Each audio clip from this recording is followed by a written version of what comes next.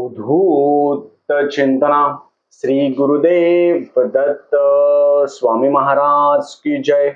छत्रपती शिवाजी महाराज की जय। श्री स्वामी समर्थ। आज मी आपल्याला येणाऱ्या 20 एप्रिल पासून ते 26 एप्रिल पर्यंत गुरुचरित्र पारायण सर्वांनी अवश्य करावं। श्री स्वामी समर्थ महाराजांच्या पुण्यतिथी निमित्त गुरुचरित्र पारायण सर्वांनी करावं। खूप जणांचे प्रश्न आहे, मनामध्ये विचार आहे की दादा गुरुचरित्र पारायण करायचं आम्हाला, पण त्यांच्या घरामध्ये काही लोक आहेत, त्यांच्या घरामध्ये खूप जण नॉनव्हेज खाता, काही दारू पिता, मग त्यांच्या घरी गुरुचरित्र पारायण केलं तर चालेल का, असे खूप जणांच्या मनामध्ये प्रश्न आहे। त्याच्याबद्दल मी आज पूर्ण माहिती सांगणार आहे। चॅनलवर पहिल्यांदा आला असेल तर अवश्य सबस्क्राईब करा, म्हणजे येणारे नवीन व्हिडिओ श्री स्वामी समर्थ महाराजांचे गुरुचरित्राचे आणि नवनाथ पारायणाबद्दल माहिती भेटेल। सगळ्यात महत्वाचं म्हणजे गुरुचरित्र पारायण करणारा व्यक्ती हा खूप भाग्यवान असतो। असं कोणीही आयरे गैरे कोणीही गुरुचरित्र पारायण करू शकत नाही।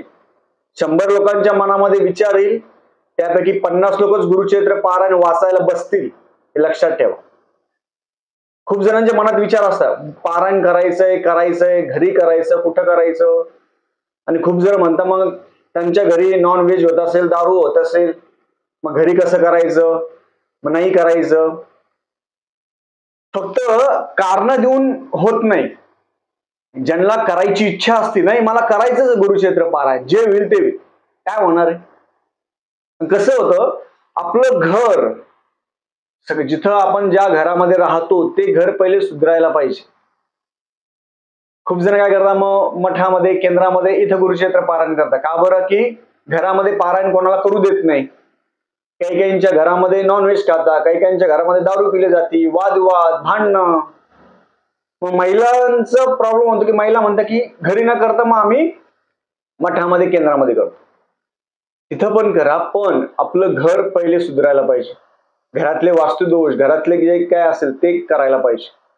तर माझं असं वैयक्तिक मत आहे की तुमच्या घरामध्ये कोणी नॉनव्हेज जरी खात असेल, दारू जरी पित असेल, पहिले आता पण करत असेल, पण येणाऱ्या 20 एप्रिल पासून ते 26 एप्रिल पर्यंत तुम्ही ते कंट्रोल करायला सांगा किंवा त्यांना बंद करायला सांगा। हे 7 दिवस त्यांना बंद करायला लावा। तुम्ही म्हणणार दादा 7 दिवस बंद केले, पण पहिले त्यांनी खाल्लेलं आहे, घर खराब झालेलं आहे, मग आता काय करायचं। कसं आहे, दत्त महाराजांची सेवा आपल्याला जर घरात करायची असेल तर महाराज आहे ते सहजासहजी होऊ देत नाही। तुम्हाला खूप कष्ट होतील, तुम्हाला खूप त्रास होतील, लोक शिव्या घालतील, लोक बोलतील, लोक म्हणतील काय गुरुचरित्र वाचू लागले, आता काय होणार आहे गुरुचरित्र वाचून। लोक त्रास देतील, घरचे पण त्रास देतील, पण तुमचा हट्ट पाहिजे, नाही मला गुरुचरित्र पारायण करायचंय। वर्षातून 2 वेळाच तर आपण करतो, खूप जण महिन्यात एकदा पण करत असतात। आपलं दत्त जन्मोत्सवला त्यावेळेस आपलं डिसेंबर महिन्यामध्ये गुरुचरित्र पारायण सामूहिक आपण घेतो, आणि श्री स्वामी समर्थ महाराजांच्या पुण्यतिथी निमित्त आपण गुरुचरित्र पारायण करतो। पण तुमच्या मनामध्ये ठाम पाहिजे की नाही, तुमच्या घरामध्ये नॉनव्हेज होत असेल, दारू होत असेल, काही होत असेल, भांडणं वादवाद होणारच आहे। तुमचं मन स्थिर पाहिजे आणि तुम्ही म्हणायचं की मला गुरुचरित्र पारायण करायचं। बाकी घरामध्ये सगळ्यांना विचारून गुरुचरित्र पारायण करायला बसायचं। एक सेवेकरी द्यायचा अनुभव मी आपल्याला सांगतो, कारण की ज्या काही गोष्टी आहेत ते ज्या अनुभव आलेले आहेत तेच मी तुम्हाला सांगतो। महाराजांचे अनुभव खूप वेगळे। त्या सेवेकरी ताईला पण बसायचं होतं खूप वेळ, पण घरच्यांनी नाही म्हटलं तरी पण ती सेवेकरी ताई बसली। तिचा नवरा दुसऱ्या तिसऱ्या दिवशी दारू पिऊन आला। दारू पिऊन आल्यानंतर तिला वाईट वाटलं, महाराजांना तिने हे केलं, आणि तो गुरुचरित्राची पोथी घेऊन उचलायला चालला होता। पोथीला हात लावणार, त्याला त्रास झाला, तो बाजूला पडला, पोथीपर्यंत गेलाच नाही तो। नंतर त्याला शुद्धीवर आला, पाणी बिणी टाकलं, शुद्धीवर आला, त्याला काय वाटलं काय माहिती, मग त्यांनी पोथीला नमस्कार केला आणि शपथ घेतली की मी याच्या पुढे कधीच दारू पिणार नाही। आणि तो व्यक्ती नंतर काही दिवसांनंतर त्यांनी स्वतः घरी गुरुचरित्र पारायण स्वतः केलं। म्हणून तुम्ही पण काय करायचं, घरामध्ये कोणी दारू पिणारा असेल, घरामध्ये कोणी नॉनव्हेज खाणारा असेल, घरामध्ये भांडणं असेल, कोणाला सासूचा त्रास, कोणाला सासऱ्याचा, कोणाचा त्रास असेल, नवऱ्याचा त्रास असेल, घरामध्ये कोणी मानत नसेल, पण तुमची इच्छा पाहिजे, म्हणून मी परत एकदा सांगतो, गुरुक्षेत्र पारायण भाग्यवान व्यक्तीच करू शकतो, ज्यांचं पूर्वपुण्य होते गाठी. म्हणून घडली स्वामीराज भेटी. महाराजांची भेट घडायला पण पूर्वपुण्य पाहिजे. असं कोणीही नाही करू शकत, नाही करू शकत. महिलांनी दिंडोरी प्रणीत पोथी घ्यावी. मोठं पुस्तक आहे ते वाचू नये. मोठं गुरुक्षेत्र महिलांनी वाचू नये. करायचं चांगलं करायचं. दिंडोरी प्रणीत पोथी असते ती पोथी घ्या. कुंकू असेल, हळद असेल, आपल्या हिंदू संस्कृतीनुसार साडी असेल, हातात बांगड्या असेल, याप्रमाणे महिलांनी करायचं. पुरुषांनी करायचं असेल त्यांनी पण मोठी गुरुक्षेत्र वाचू शकता. दिंडोरी प्रणीत पण गुरुक्षेत्र वाचू शकता. सवळं घालून गुरुक्षेत्र पारायण करायचं. आणि महिलांना करायचं असेल असं नाहीये, गुरुक्षेत्र पारायण लहान मुलांपासून वाचता हो. असे लहान लहान मुलं गुरुक्षेत्र पारायण करायला बसतात. बघा किती भाग्यवान आहे ते. मी तरी माझ्या वयाच्या 16व्या वर्षी किंवा 17व्या वर्षी गुरुक्षेत्र पारायण पहिल्यांदा वाचला असेल. ते पण भीत मनातली भीती दूर करून करायचंय. मनात भीती ठेवायची नाही आपल्याला गुरुक्षेत्र वाचताना. नाही तर कसं होईल, दत्त महाराज राग होतील का, मग असं होईल का आणि तसं होईल का, काहीच होणार नाही. आपला विश्वास पूर्ण दत्त महाराजांवर पाहिजे. गुरुक्षेत्र पारायण वाचताना महाराजांना म्हणायचं, महाराज माझ्या बरोबर या, कार्यसिद्धीस करा आणि पारायण पूर्ण करून घ्या.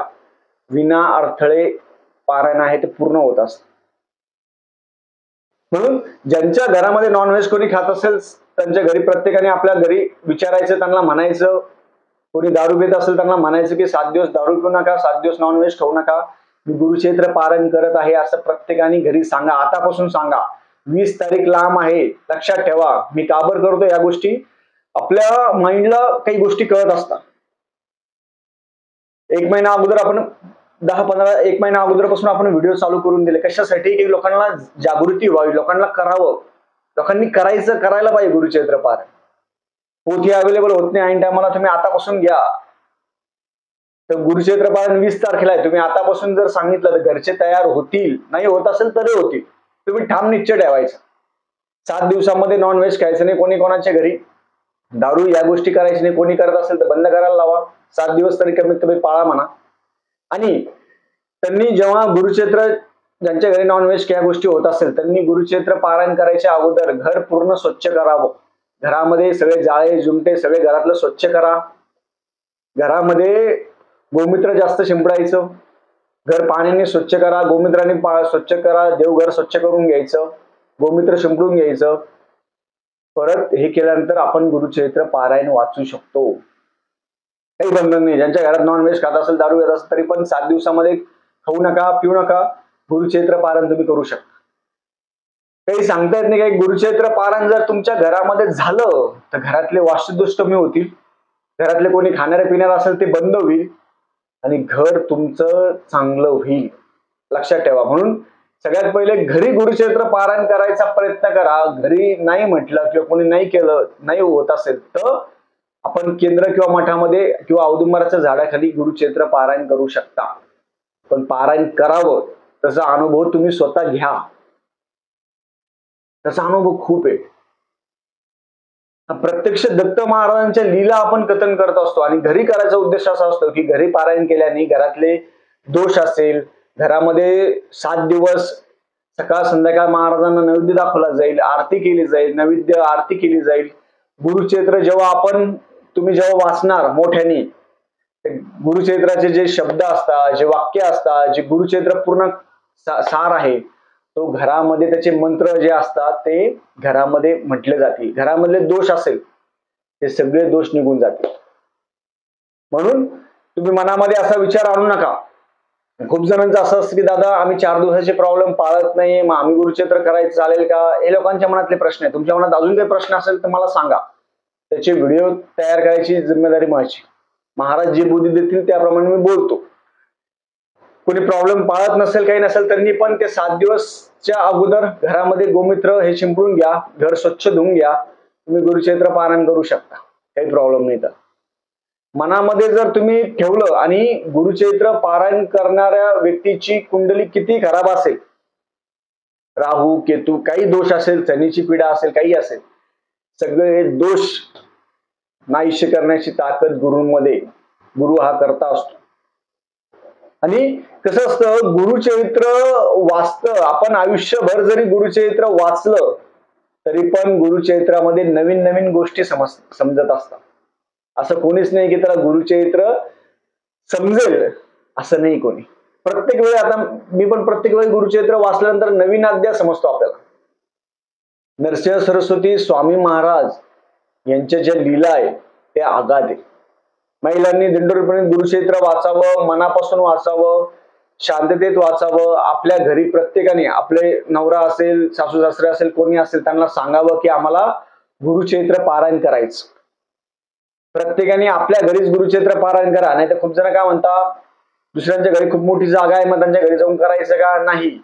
आपण आपलं जेवण आपल्या घरी करतो, आपण आपला मोबाईल वापरतो, त्या प्रकारे गुरुचरित्र पारायण प्रत्येकाने आपल्या घरी करावं. आपलं घर पहिले शुद्ध करा, मग घर शुद्ध झाल्यानंतर तुम्ही मग मठामध्ये, केंद्रामध्ये करू शकता, काही प्रॉब्लेम नाही. तिथं ऑलरेडी ऊर्जा असते, तिथं महाराज बसलेले.